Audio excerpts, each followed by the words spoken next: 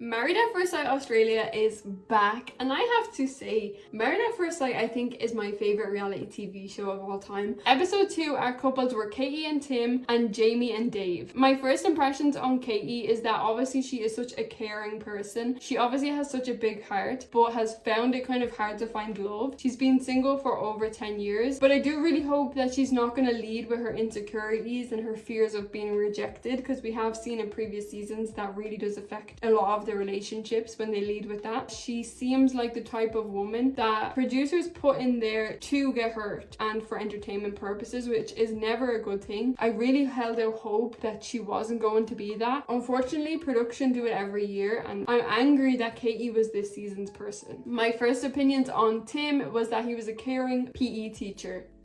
He seemed like he just had a lot of love to give. I do think they were matched well if they didn't self-sabotage. Now, when they met at the altar, I thought that their vows were beautiful, humorous, and I thought they actually gelled really well together. Then the look came. You've seen it written all over his face. I seen the look on his face, and at that moment, I knew that she was probably going to be too much for him. And I knew that he was chatting absolute shit when he said that he's the nice guy and no one ever takes him seriously because he's too nice. You're not too nice. You're an asshole, quite frankly. But the look he made at the altar is the exact same face I seen on Casper in mafs UK just last season. Now, Tim went as far as to pull production straight away. Did he know the cameras were still rolling? Because I don't think he did. I really don't think he realized his mic was on and he was still on camera. He went and pulled production aside and told them how disappointed he is. He's so embarrassed for even signing up for this show now. This is not what he wants. He goes for small petite blondes or brunettes. It's like, is this Casper's long lost cousin? Do you know Casper from the UK? You seem to be very like him. Tim was ready to walk, and honestly, I just wish the producers would have let him walk. Cut the cameras, send Katie to therapy, cut this part out. It's actually okay to edit her out, edit the whole relationship out and let him go, or embarrass him like that and cut it there. We would have accepted that. Now, the reason I was asking if he knew the cameras were rolling is because he then sat down with the camera crew and said, I would never just try and run because of what someone looks like.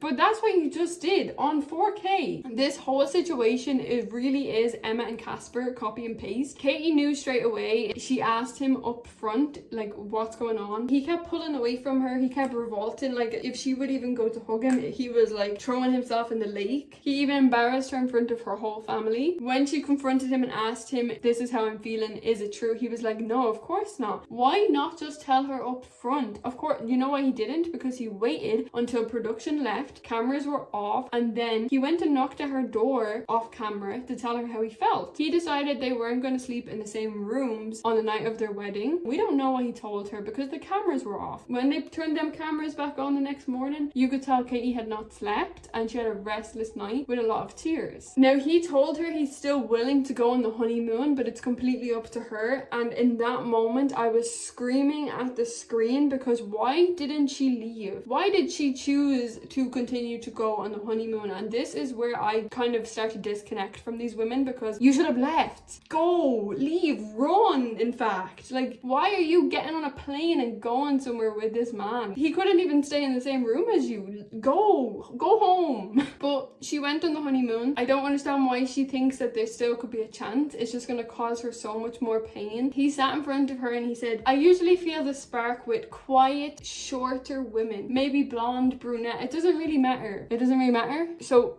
any other hair color except for red, is that what we're going with? So it doesn't matter what color, except for redheads, right? Because that's what she is, and you have a problem with that because you're clearly saying you usually go for blondes or brunettes. In fact, it doesn't matter, just once it's not redheads. Make it make sense. He then said that Katie is trying to push the narrative that it's a physical thing, but it's not. I'm just not attracted to her. Does he hear himself? Does he actually hear what he's saying? Because he doesn't know this woman more than 24 hours to say that it's not a physical thing. You don't know her to say that. You don't know anything about her for you to say that. You don't even know what she does as a job because you refuse to have a conversation with her. So sitting there trying to say that she's trying to push a narrative that it's a physical thing after we literally seen you have a freak out on your wedding day, but you forgot the cameras were running, obviously. I'm fed up with him, and I actually hope they don't get to the apartment. Will we have any couples that make it? I'm on couple 3. But honestly, Katie, I'm not going to keep repeating myself throughout this whole season. Katie should have stopped all of this because this man wanted to run at the altar. She should not have taken it any further than here. So she needs to stop having hope for this guy and just let him go. Like, when I say this part, just listen to me for a second, because I don't know why it seems to be a pattern, because we've seen it with Emma and Casper last year. Why, when women are rejected on this show, do they then become overly sexual in their conversations with the guy when he's clearly not, he doesn't even want to have a regular conversation with you, and now you're speaking about you want to get naked and run around the forest?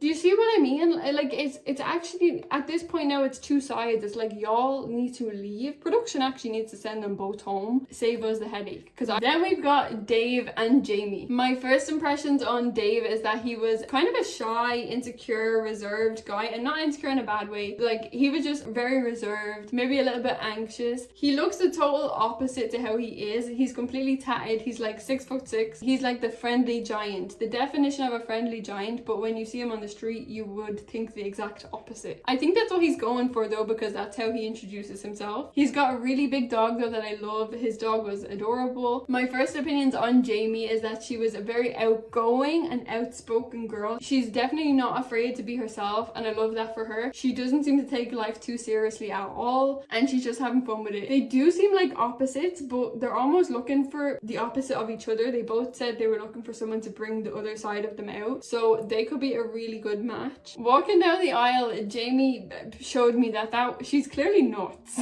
She is crazy, but I love it. She's just happy to be there, and I felt happy watching her. There was happy energy, bubbly energy, just good energy coming from her. She is not a dogs person though. That is a red flag. Why are you not a dogs person? Because his dog sleeps in the bed with him, and you need to accept that now. That's a non-negotiable. If he sleeps with his big dog, you gotta accept it. I did notice though, and I don't know why production is doing it, but they obviously don't like Jamie. They wanted to come off a certain way. They edited it was so clearly edited. They edited their first conversation to be that she was just hammering questions at him and he was standing there staring at her, not answering. That obviously didn't happen like that. And then even when they got to the actual wedding reception and they were having dinner, they were editing chewing noises over her. They were not real. And if they were real, I'm sorry, but it didn't sound real. Like, it literally sounded like they added sound effects over her speaking of loud smacking noises. I don't know why they're doing her so dirty, because she seems like just a fun, like, she's obviously very outgoing, boisterous, but she just seems like a fun-loving person, and I don't actually know why they're doing her dirty. But I do think Jamie and Dave are a very successful match, and I think that they can go far. So maybe we're seeing a pattern where we're going to get one good couple in every episode and one disastrous couple in every episode. But I do have high hopes for Jamie and Dave once Jamie doesn't become too much for him. But I think he's accepting her. I think he's fine with all of her energy, because even on their honeymoon, they seem to be having a lot of fun. We've not seen a lot of it yet, but they do seem to be getting on really, really well. If you guys want to see my take on all of the other couples, make sure to check out my next video, and don't forget to subscribe so we can watch all of these episodes together. I will see you guys in my next video.